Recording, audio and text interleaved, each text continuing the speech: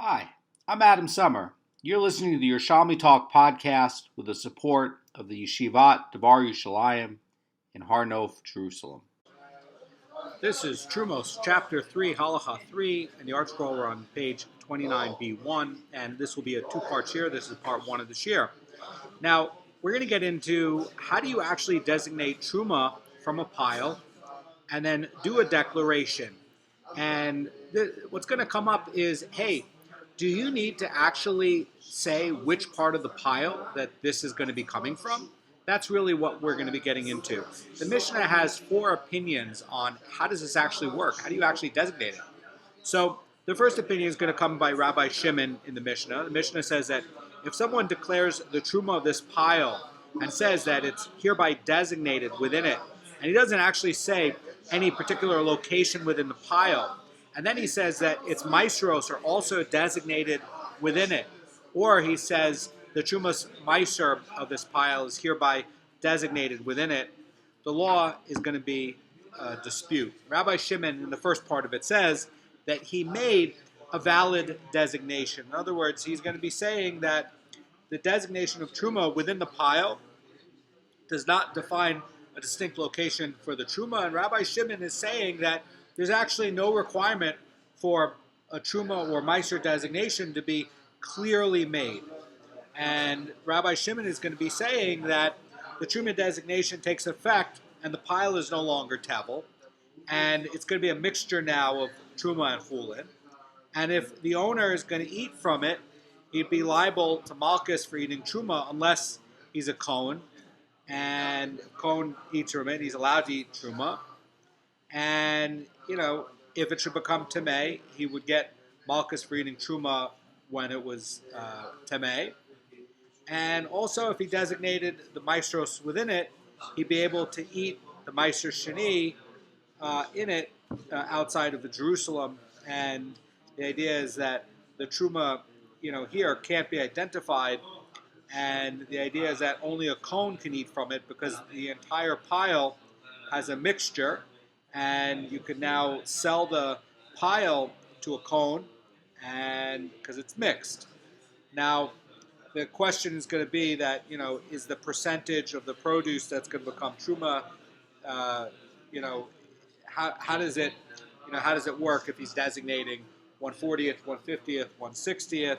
But anyway, that this is going to be mixed, and Rabbi Shimon is going to be saying that you didn't need to locate a specific part of the pile at all. The sages in the second opinion here don't agree. And the sages say in the Mishnah that he's not made a valid declaration until he designates and says and declares that the truma or the meiser is hereby designated in the northern side or the southern side. In other words, that the truma designation, according to the sages, is going to only take effect once he clarifies the actual part of the pile that's going to have the truma within it. And the sages are saying that just saying that it's within the pile is not enough. And even though when somebody says that the truma should be in the northern side of the pile, he's not designating all the fruits in there. The sages are considering this still to be a valid truma designation because it renders the pile where the fruits in the northern side are clearly going to be truma, and the ones on the southern side are going to clearly be chulin. And they have to locate exactly where it's going to be. There's a third opinion, and the third opinion is going to be a little bit stronger. And Rabbi Elazar Chizma says that if someone declares the truma for the pile and it's hereby designated from within it for the sake of itself, he's made a valid designation. Now, what does that even mean? Well, the idea is that Rabbi Elazar Chizma is making something that's actually going to be a little bit more sharp. In other words, it's going to be a little bit more strict. So what he's saying is from within itself, it's no different than designated truma within the pile, and it's not specific, but he's saying that only truma and not meiser truma. In other words, he's saying that a non-specific formula is effective only for the truma. Why would that be? Well, we covered this before, that truma in the Torah doesn't have a specific amount. One opinion is going to be that you could even leave a kernel of truma, and the sages came and said that it's 1/40th, 1/50th, 1/60th. And so, in other words, already the truma is not going to be specific. But what Rabbi Elazar Chizma is adding and sharpening a little bit from what the sages are saying, is saying, yeah, but the next part of the separations, the next part of the tithes, those are specific. Meiser Rishon, we know that what's left is going to be 10%. We know that this stuff is going to be specific. So after we have these specific parts that have a specific measure, this part he's saying can't be a loose general thing. He's saying the part that already doesn't have a specific mention, that can be loose.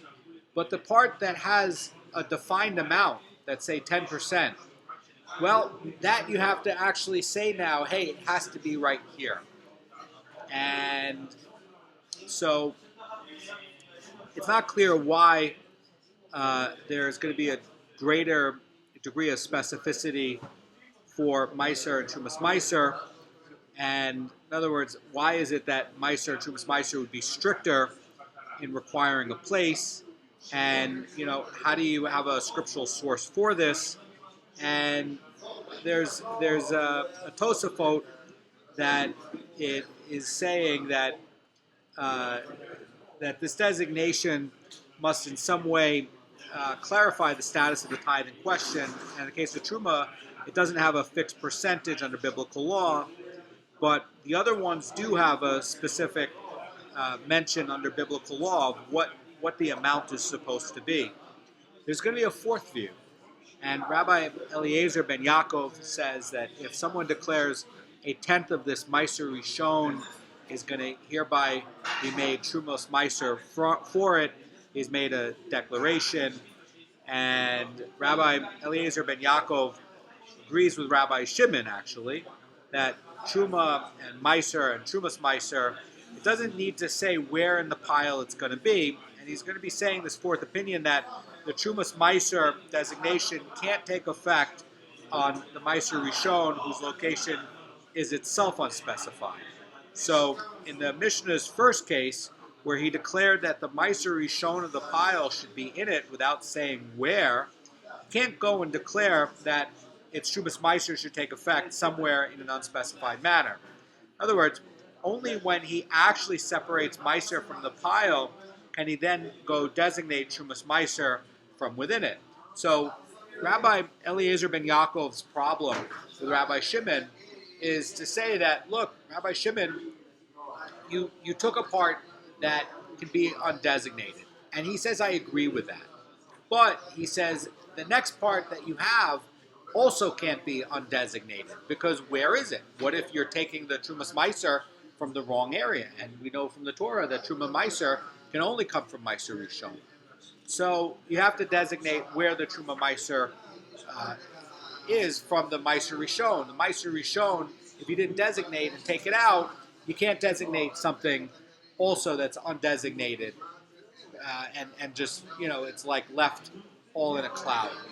So the next segment of the Mishnah is going to talk about the order where various tithes are going to be designated, and we're going to get into the idea of Beurim. Beurim are going to be from the first fruits, and this comes up in Beurim 26 in the first parak there.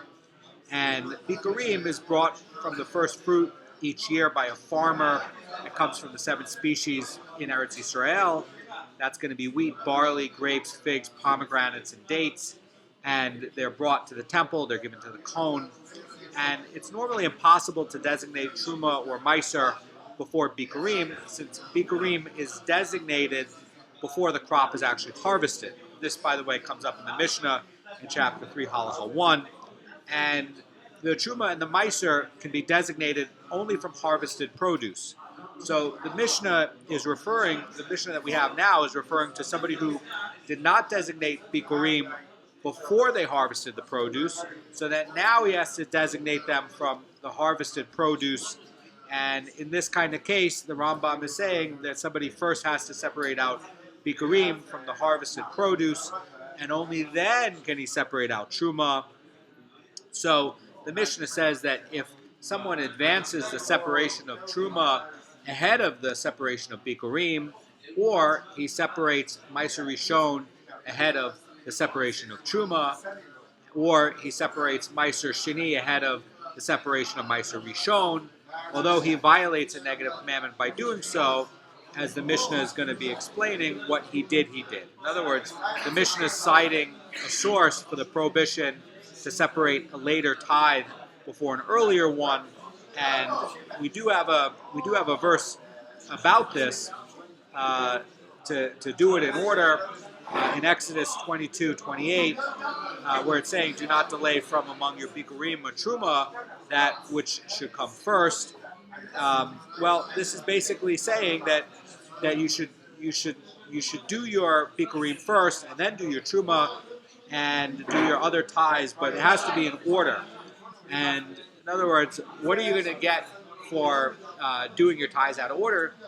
Well, you might get malchus for it, but did you nullify things? Well, this is saying what you did.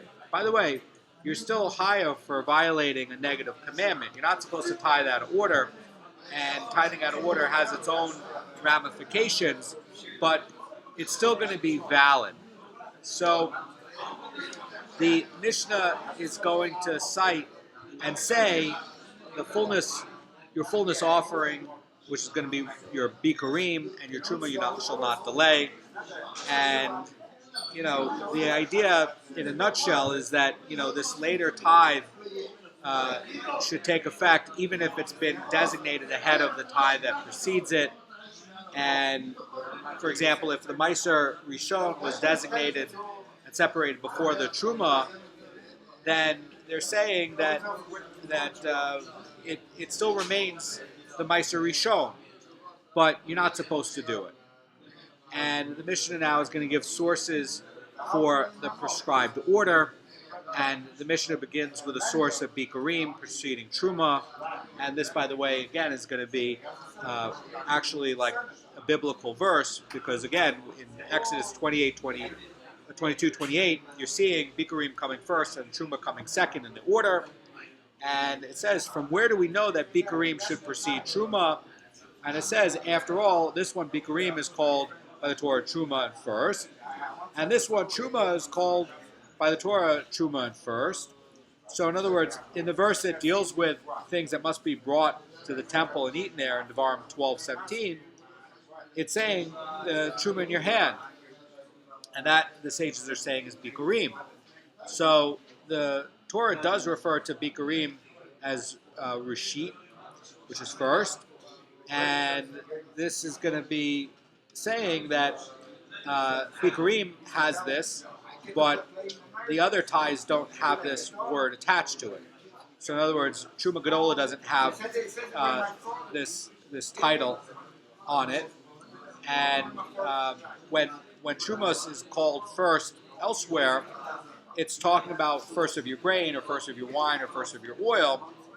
And the idea that's going to be coming up, by the way, in the Mechilta and Rashi's comment on it, is going to be that the reason that the precedence for bikurim over truma from the Mechilta is going to be that there's 4 names in the Torah for bikurim, and it's going to be first and fullness offering and truma and bikurim.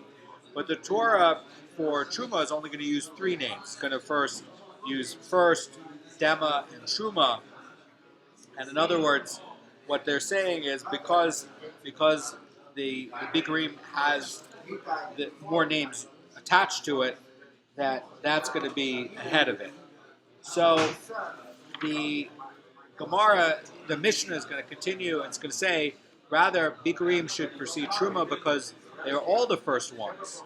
In other words, the literal meaning of Beurim is first ones, and the Torah refers to Beurim by the name to teach that really, like in a grammatical thing, that they should be the first of all.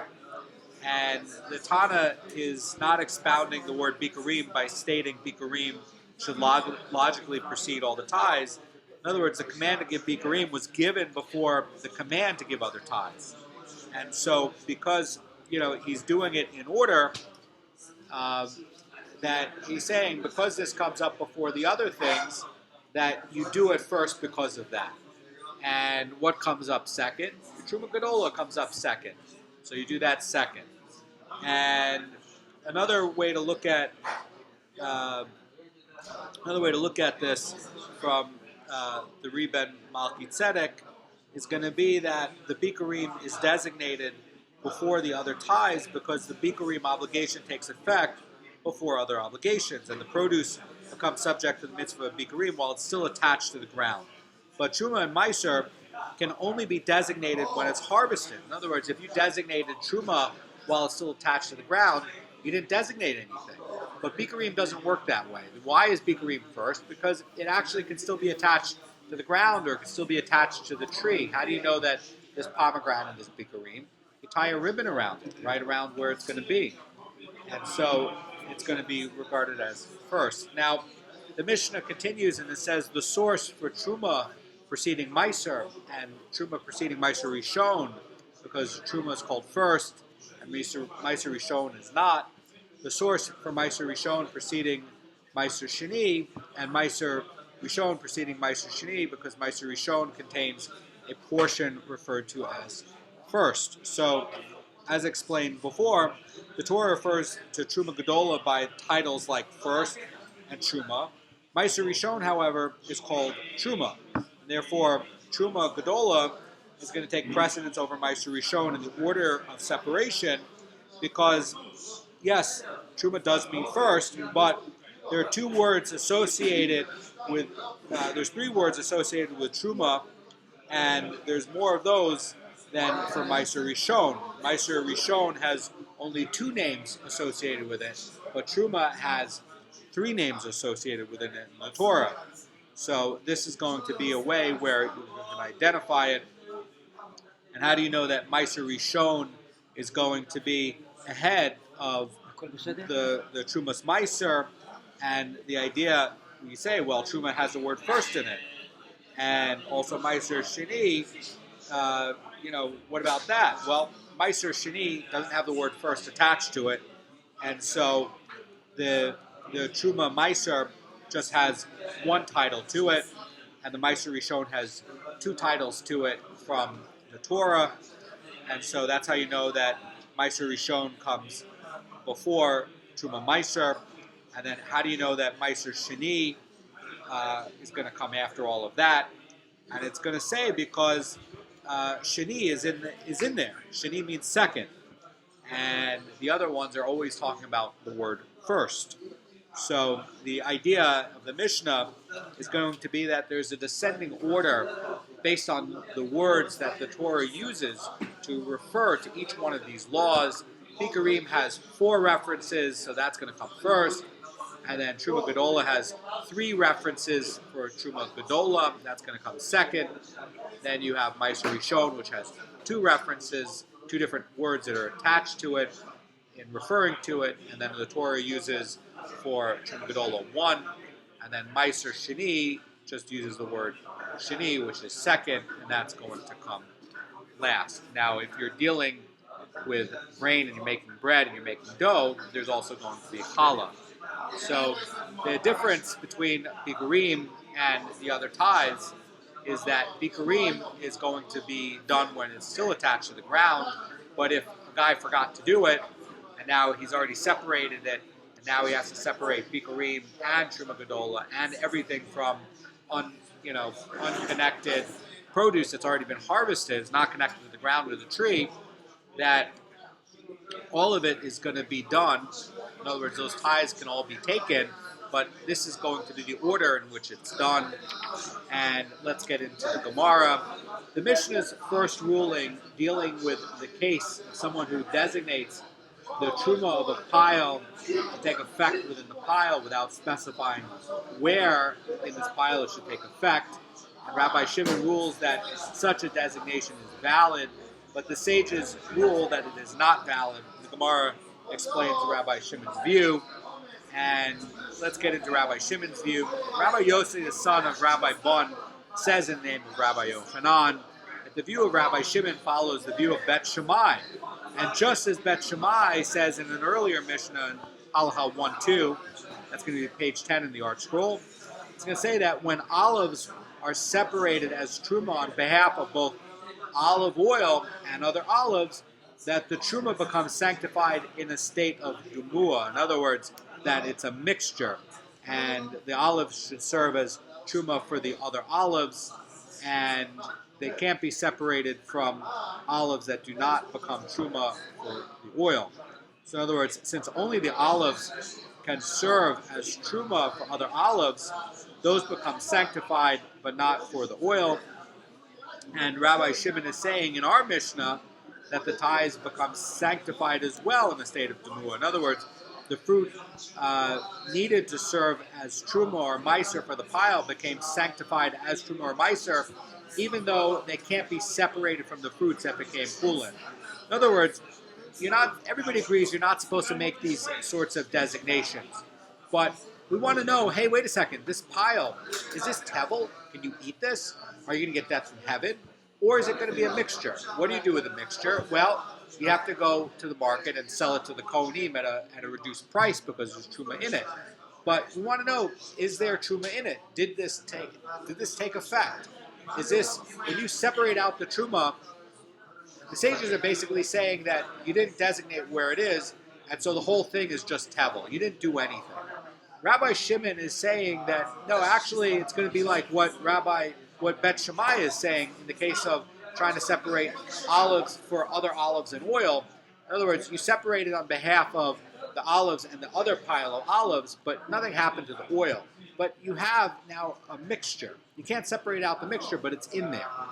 And the sages are saying no. The sages are saying that it's not a demua, it's not a mixture, and you have to designate specifically in what part of the pile it is, otherwise the designation didn't take effect.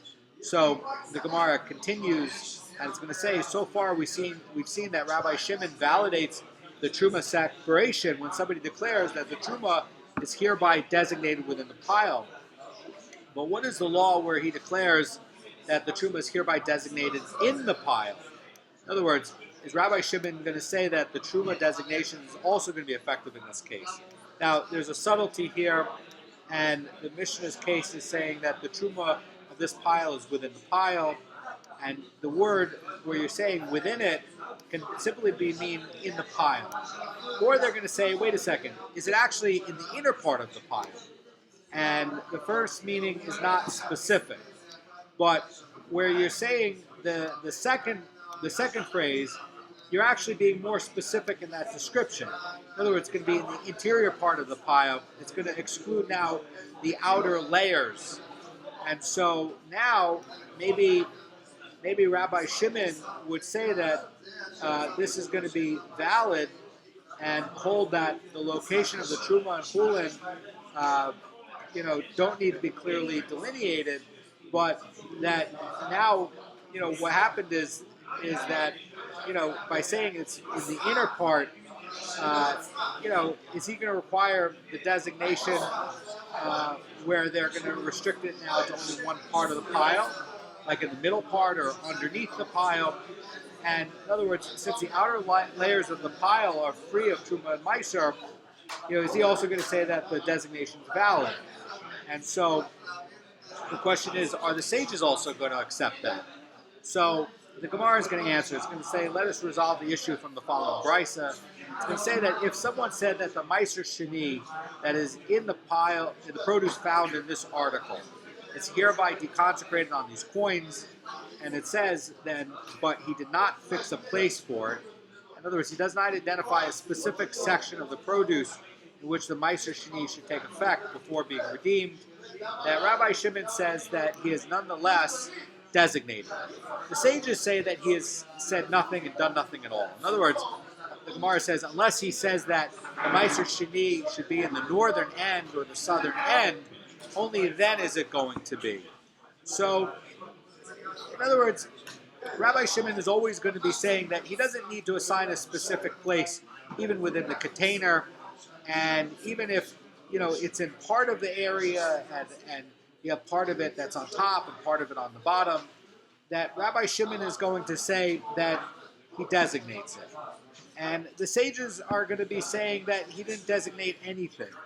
In other words, that the sages are always consistent in their view, both in that Brisa and in this Mishnah, that the tithes can't take effect in an unspecified way, where unless you're giving a specific location, it's not enough to just say, oh, it's at the bottom part of the pile.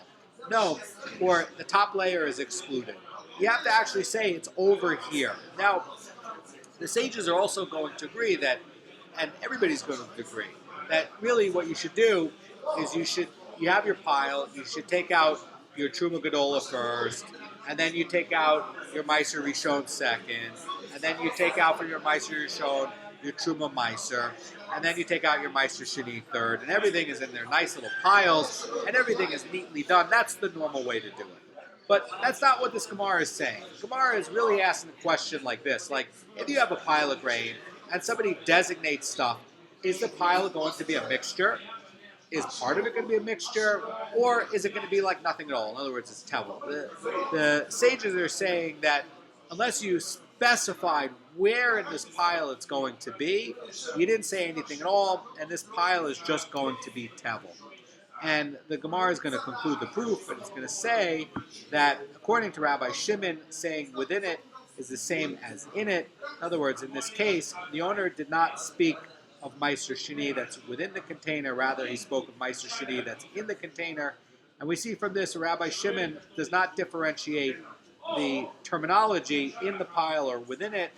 And in either way, he's going to be saying that the designation is always valid. So it also looks at, are the sages going to say that? Is that enough even by the sages? The sages say no.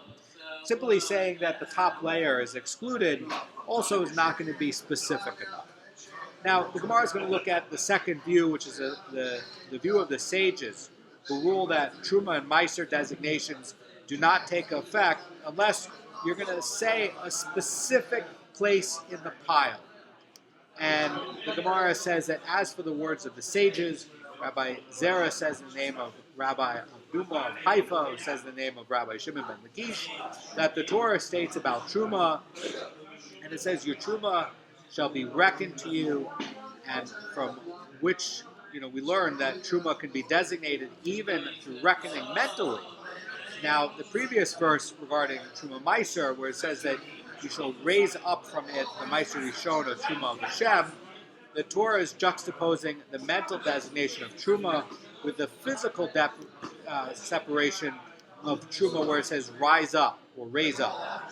And this creates an analogy that teaches that just as someone who separates Truma physically does so with something defined, like specific fruits that he removes from Truma, so too, someone who designates Truma mentally must do so to something that is defined. In other words, he has to define the area in which the Truma should also take effect. And in other words, that when you're looking at the words in the Torah, you can look at this in Numbers 18:27, where it says that your Truma shall be reckoned to you. Well, that can be done mentally, they're saying. And that has a different lashon, and the grammar is different.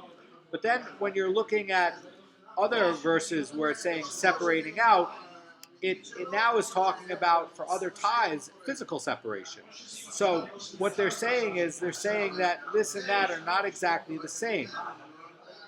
So one might ask whether this analogy might not go a step further and teach that a mental designation must identify the actual fruits from being made into Truma. But what this is really saying is saying that somebody satisfies the requirement to define a place for Truma even without mentioning one explicitly. And the Gemara says that if someone had two piles of produce and he declared the Truma of this pile is hereby designated in a given area of the pile. In other words, he says specifically it's right here in the north side. And the truma of this other pile is hereby designated in the first pile. And he doesn't specify where in the first pile the truma is, and that the second pile should take effect from it. Rabbi Yochanan says that the declaration of the second pile is effective because in the place where the truma of the first pile has been defined, and where the second pile is going to also be defined, so the truma is going to be effective even according to the sages, according to Rabbi Yochanan. Why is that? Well, he's declaring the truma to be in the proper fashion. He's saying where it is in the pile. He's saying a specific location. It's in the south side. It's in the north side. And it's in this area here. So we're assuming that he intends on the second pile to be next to the truma of the first pile. And since he defined where in the first pile it should be, the second truma is deemed to be defined. Now it's unclear in the second pile of truma whether it's going to be on the left side or the right side, but according to Rabbi Yochanan, he fulfilled the requirement, and he's saying that the sages are saying he filled the requirement. Now there's a related ruling, and Rabbi Yitzhak, the son of Rabbi Lazar, analyzed the ruling and said that if a sa'ah of truma fell into a pile of tevel produce, and it's not known where in the pile the sa'ah fell, the owner then said that the truma of the pile is hereby designated within it.